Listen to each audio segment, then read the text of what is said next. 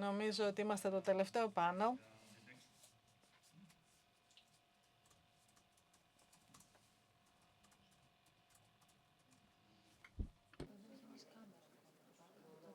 Ναι. Yes. So, the last panel of this long Το τελευταίο πάνελ αυτού του μεγάλου φόρουμ αφορά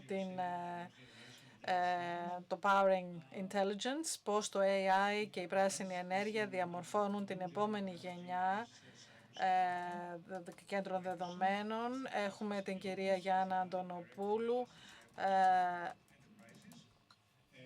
από τον Cyprus and Malta, Microsoft, τον κύριο Μιχάλη Κασιμιώτη από την Hewlett Packard, τον κύριο Αλεξάνδρο Μπεχράκη από την Digital Reality και τον Mike Τζαμαλούκα, founder και ιδρυτή και διευθύνοντα σύμβουλο της Deep Runner AI. All right. I think we all speak Greek, but Νομίζω ότι όλοι μιλάμε ελληνικά, αλλά μπορούμε να συζητήσουμε και μπορούμε να συζητήσουμε, αν θέλετε, αυτή τη συζήτηση, να κάνουμε αυτή τη συζήτηση στα ελληνικά. Εξαρτάται από εσάς, ό,τι θέλετε. Okay, so we'll have this discussion in English, in Greek, sorry, so that we close this forum in Greek. Half of the words that we're going to use will be in English anyway. I think we've said quite a few interesting things in the previous panel, in particular the correlation of energy consumption and data centers. We're going to have a very nice discussion and clarify certain things, because sometimes people believe that data centers are going to consume a lot of energy and so on and so forth, that the CO2 footprint is going to be very heavy, etc. So here we have an opportunity to talk about technologies and to talk about what companies are doing in order to reduce their footprint. So allow me, Jana, to start with you. Of course, you can add things if you want. Energy consumption is soaring in data centers because of AI. What are the challenges here? Let me confirm that AI is an energy challenge as well, and we have to plan it with responsibility. If we look at the International Energy Agency, it shows that in 2030, the consumption of energy by data centers will increase by 1.5% of global consumption to 3% in 2030. So we're going to have a double consumption, and half of this doubling comes from the use of AI by data centers. This is for us to understand how it compares with other industries. If we look at cement, for example, which is a very high consuming industry, it has a footprint of 8% of the global consumption of energy, chemicals 7%, so that we have an idea. So it's very important to see how AI is used based on sustainable infrastructure, but how we use AI, which can help us with the general energy footprint, because studies show that until 2050, the needs in electricity, production of electricity, will have doubled around the world from different industries, because transport moved to electricity and many other industries use more electricity. So this means that we're going to have a change of infrastructure, the creation of new materials, and a transformation in energy systems. So who is going to help us here? AI. Let me give you a few examples, just as an indication. With AI, we are doing a lot of research about how to create new materials for the absorption of carbon. Until 2030, this will have to be 1,000 times more efficient. So we use AI in order to create and find these materials. I mentioned infrastructure. When I talk about infrastructure, these are related to the restrictions of electricity grids. The problem is that companies produce energy, but grids are outdated, and it takes a long time to modernize. With AI, we have solutions which allows us in real time to analyze weather data, and it optimizes the transition of energy, and it can reach a 40% higher than the normal capacity of the grid. This can give us much more less energy in the grid. This is just a few examples about how AI is an ally to optimizing sustainability.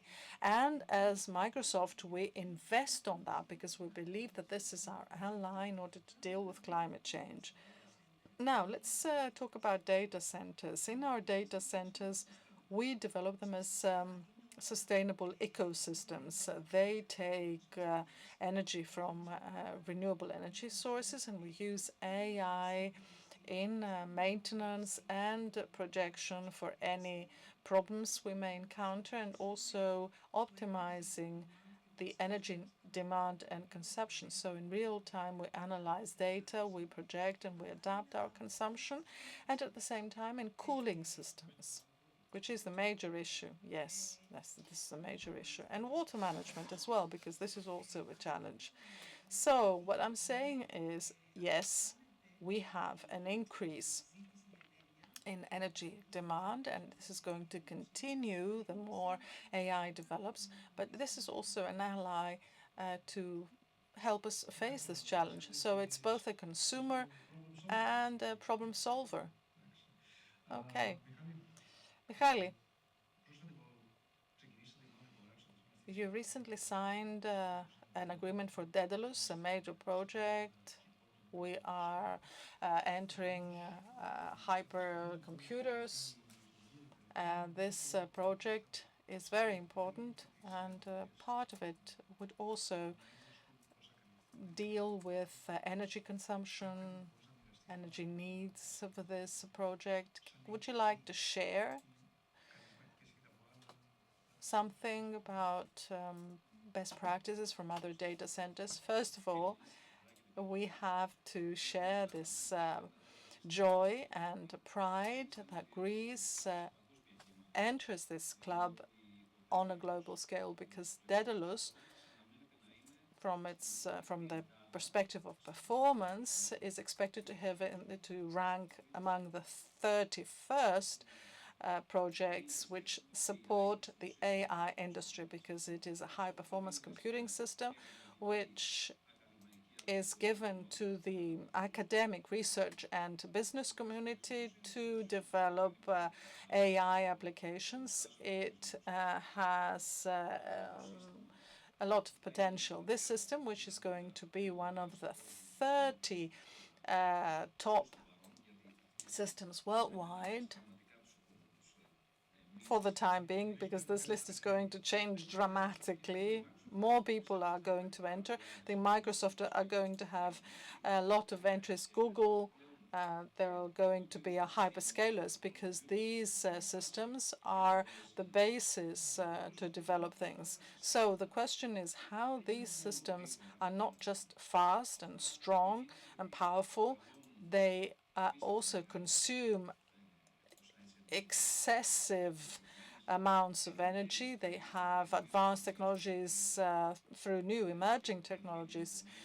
NVIDIA, from a graphics company, has turned into one of the largest companies, together with Microsoft, in this landscape. So technologies are changing, but at the same time, since these systems are energy-hungry systems, really huge needs for energy, we have to find ways in order to reduce or balance at least these parameters that we can impact. And what are these parameters? A significant part that was already mentioned by Jana that plays a critical role in these systems is how you cool, because together with the performance through their work, we develop huge levels of heat.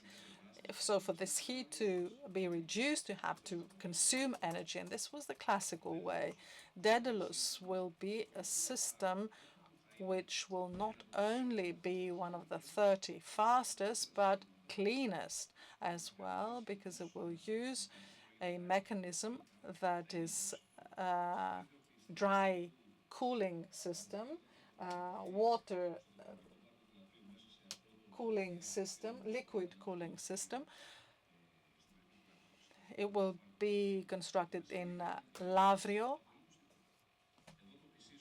and you will hear nothing when you enter the facility. It will use the liquid cooling system, direct liquid cooling. So the energy that you use in order to cool a system may be equal to the entire energy that is needed for the system to be operational. But apart from that, there are other smart things that one can do in order to create these systems in an environmentally friendly and socially viable way. We have another system which is 4.5 times bigger than Daedalus.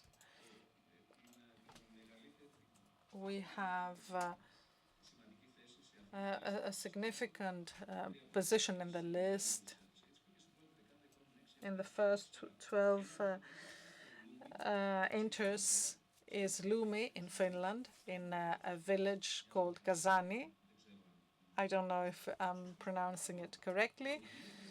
So the energy emitted from the system in heat goes to the village to heat households. So this is a very economically viable and very smart way of using that energy, not just absorb energy, but make them more interesting for local communities, because people are going to embrace them. So you use the heat that is emitted and use it.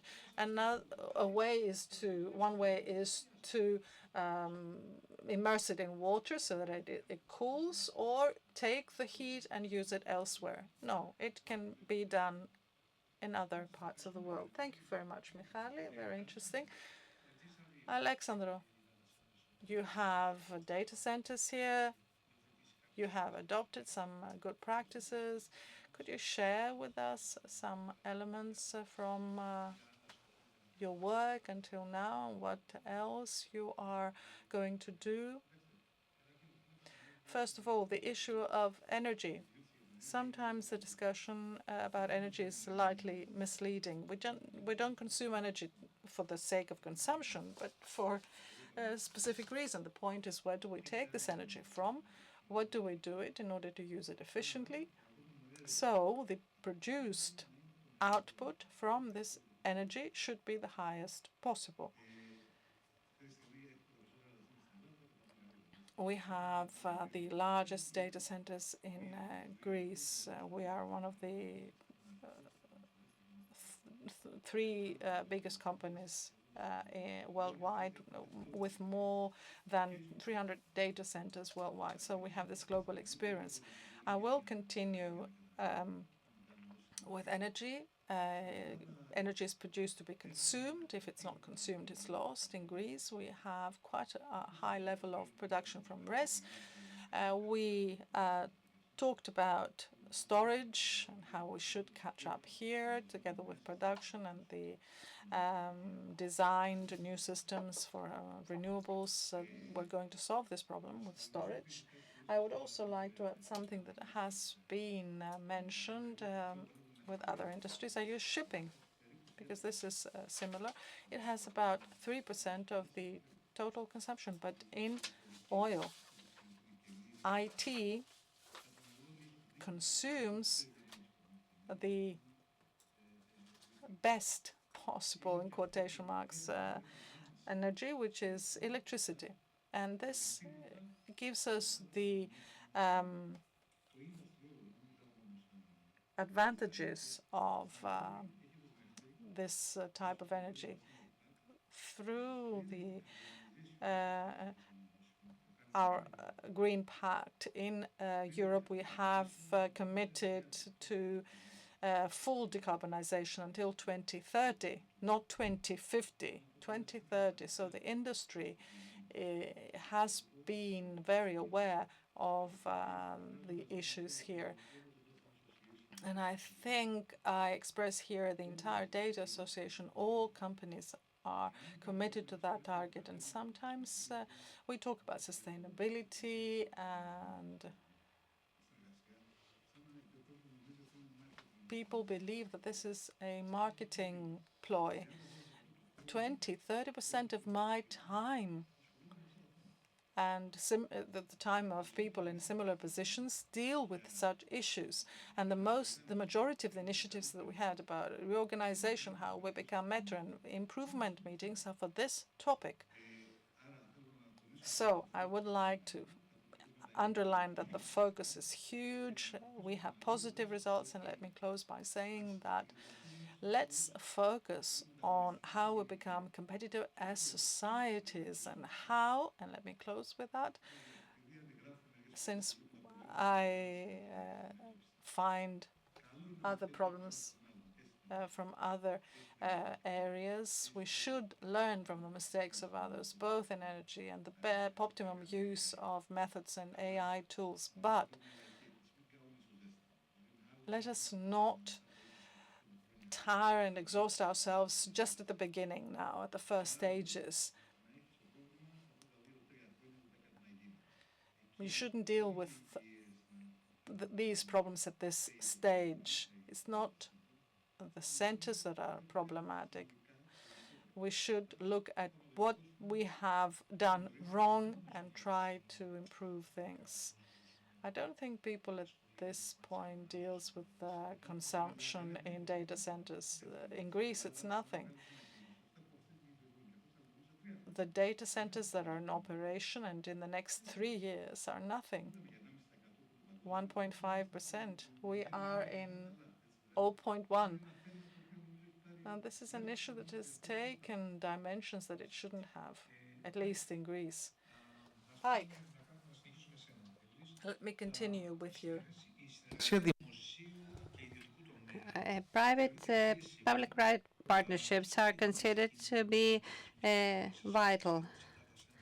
What such collaborations could lead to data centers with a low energy footprint? Hello to everyone from California. Good morning here, good evening there. Many things come to mind when thinking of collaboration in the public and private sector. Some of these things I've seen happening in the US and also in certain cases in Europe and in Greece. Of course, some of the incentives that may be given by the government and various types of programs very often make a great difference. And we see that with regard to the changes in administration in the US and the number of programs that they had about renewable energy sources and preferences about how we want to move forward. And also in Greece,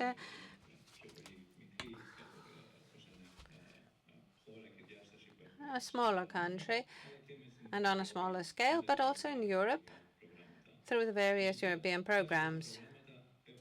Each one of these programs, of course, are strongly related to how private entities can use them and the skills required. Very often we see companies, for example, that are at the intersection of AI and energy, and that is where it is of great interest to see how some of these companies can proceed with innovation in relation to the fact that in some cases we may have an overproduction or an oversupply of energy. And as we have often said, many of these companies need right now to develop in some way ways of supplying and using up this energy. The second issue has to do with the legislation and how legislation can be ahead of the curve, as we say in the US. And what do I mean by this? Very often we see that there is the intent to do things, people want to do things, but we cannot do so in the public sector, either because the legislation takes time or because some of the safeguards within the system do not allow more rapid decision making in various sectors. Which means that with respect to this, it would be good to look at certain successful or unsuccessful examples of the past in order to imitate, let's say, as AI does, decisions that can be taken faster, more efficiently, and safely. With regard to licensing, for example, agreements with PPAs and programs that have to do with long-term plans, I think it would be very important indeed to look at all these issues much more specifically. Well, the last comment I'd like to make is this. There are specific issues of strategic value that are related to the private-public intersection, such as the ESG, for example, and the relevant clauses. Traditionally, these were issues that we had all agreed upon, and many large companies had set specific goals for 2027, 2030, 2040 for zero carbon emissions and all these great things. Some of these, in the end, functioned as catalysts for new projects and companies which use relevant funds related to these programs. But in some other cases, these became stuck, let's say, in a way, due to technical implementation issues or legislative conditions that did not allow certain things to evolve as quickly as we would have liked so far. So, generally speaking, I would say that there's a positive trend, 70%, I would say, in favor of public-private sector intersection, and they're working together. We do see some positive results already, but right now, with this unprecedented exponential use of AI, I think it would be good to also see how we can find even more ways of being even more efficient with regard to these decisions. Thank you very much indeed. First of all, I wasn't sure about whether we're talking about Greece or Silicon Valley. Well, both, I think. But I believe that certainly in the US you do have some optimal practices to speak of. California, of course, is well known for the policies adopted for the environment and the support of companies involved in AI, I'm sorry. In America, each state, because it has its own policies. So these state policies tend to differ with regard to how they help companies exploit their technology and develop data centers? And I'm asking you this because we're going to talk about the case of Greece, of course, with our colleagues on the panel. Yes, it does play a major role. I was with LIBS for many years, and very often we spoke to different states in the U.S. wanting to purchase energy. And one of the main problems with such decisions was the fact that, unlike common belief, some people see that we have $100 and $120 billion in various investments annually. We wanted to do even more, but we couldn't because very often specific states did not have their necessary budget and balance in order to be able to provide this specific energy. And that led to the discussion about the SMRs and all the other ways that we use today in order to compensate for this gap. Let me get back to your question. Yes, very often some states are very progressive and want to have even more data centers, jobs, and revenue. And I think that you've seen some of the large data centers being created in the U.S., in Mississippi, Alabama, and elsewhere. Why is this? Because they did not have this congestion related to demand that we see in other states, whereas in other states, in some way, it was almost impossible to get a permit for more energy in that state. Why? Because at some point, the percentage of the demand for that specific state was immense. So similar to the situation between the various countries and the different types of supply and demand in Europe. But in the US, it's more under the covers because always in such cases, there are alternative solutions and choices for hyperscalers and companies that have their own global footprint. Thank you very much indeed. And let's get back to Greece regarding public-private partnerships. Are there the necessary tools and programs and projects that can help companies participate in such a scheme? Because I say this because the goal is to have Greece as a regional energy and technology hub, which would presuppose certain investments, not only on behalf of companies such as Microsoft, but also through participation of the state. What's your view on this? Would you like to answer first? Well, some of the information that I'm going to mention has already been said. Of course, we still have a road to cover because there are no tax incentives right now for companies to invest. There's no participation in joint research and development either, so that one can develop more sustainable technologies related to data centers. There has been great improvement with regard to licensing, particularly when speaking of sustainable data centers. And there are also certain local challenges, however, because we're a company with many antiquities, a long history, the land industry, yes, all these issues which are gradually improving. Also, with regard to large-scale companies, there's a strategic investment framework that helps because we have an overall approach adopted every step of the way. There are no subsidies for one to invest in sustainable data centers, low-carbon products yet. So steps have been taken in order to improve licensing mainly and accelerate it. But a lot remains to be done so that we can attract more investments and have quicker access to the market of such investments. Michalis, what about you?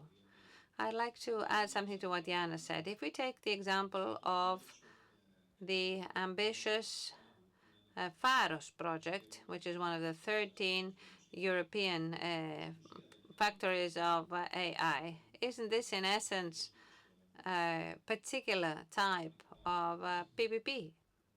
Yes, it is. Why? Not only for financial reasons, because we see that large-scale systems such as the national supercomputers are mainly built by the state due to the size of these investments, with the exception of companies such as Microsoft. They are expensive investments which the average private investor could not undertake. But it's not only the lack of financing, it's also the lack of people who are required to support such investments, researchers, scientists who need to work on this, engineers. Well, there's not an abundance of all these people. And globally, actually, there's a great lack of human resources that can support such decisions. So I think by definition that this public-private partnership is part of the DNA of the future. I think there's no other way forward. And I believe that the experiment of European AI factories, which is part of the very desperate efforts made by the EU trying to catch up with the speed of the US that we see and the Chinese that we do not see, Europe is somewhere in between, is specifically directed this way. I see this as a one-way street. That is, the state should provide large-scale infrastructure that cannot be broadly available to average consumers, and then researchers through academic and research centers are required. We know that there are already AI environments in Europe.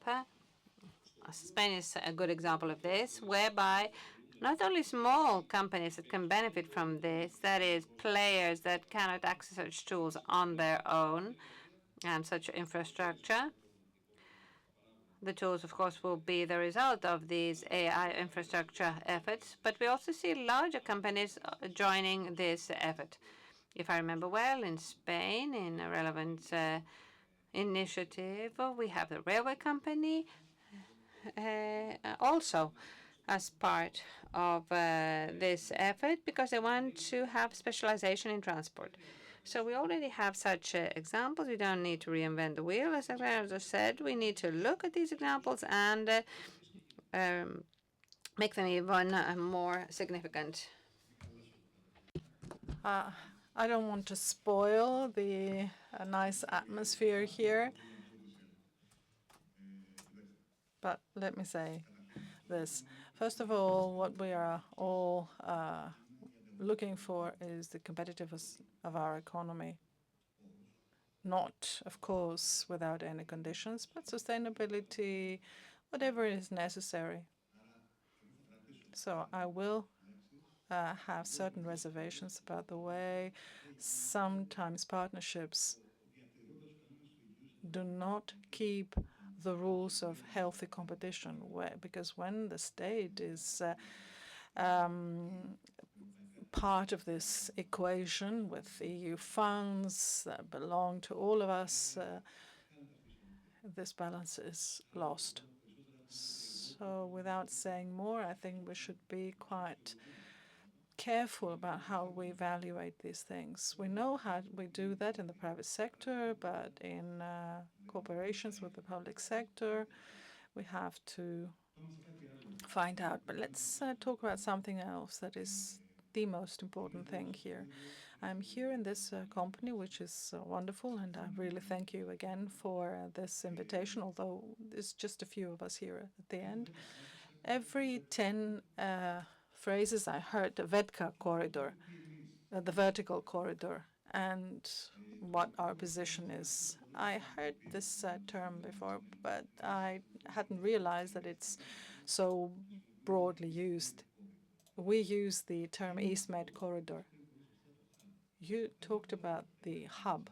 Hub is a lot of things, having data centers, having skilled people, have applications, specializations in certain things that we have special competitiveness. We can't be exceptional in all things. In telecommunications, it's other things. We talked about energy for the entire day. Nobody has realized the correlation with this. And I feel offended after the effort of so many years. Και τη βάλαμε στη λειτουργία τον Απρίλιο. Γιατί πήγαμε στην Κρήτη και φτιάξαμε το Ηράκλειο 1. The first career center, why did we have that? We did that in order to attract these interconnections so that Europe is not at the edge of Europe, but in the middle of Southeastern Europe. We have cables under the sea or over the sea or however. So Crete and other parts of Greece play a role. If we look at it geopolitically, 10, 20 years from now, they will have higher importance from what we are talking about today, without underestimating this discussion, of course. So I think things are going to have different scales in the following years. And we will regret not having done enough. And the position of Greece as an energy hub, you're talking about this cable with Saudi Arabia. Let's not talk about one cable. We're talking about interconnectivity in general. There is a very large difference in energy. I had one energy cable, an interconnection, a terminal, and you did something major which has an impact in telecommunications, is not the same thing. Their strength comes through the complexity, redundancy, through Marseille, for example, that we're trying to imitate, has 20 cables. In Crete, we should have 10, because the entire industry works in that way. We don't create just one cable, but from many, many different paths, many different directions. The same with data centers, and this coexists and correlates so that the credibility of the systems is very high. We close with a parallelism that you made here. We all acknowledge the importance of technology and how our country, talking about energy safety and security of Greece, can be an energy hub. This will give us a boost for its energy and safety.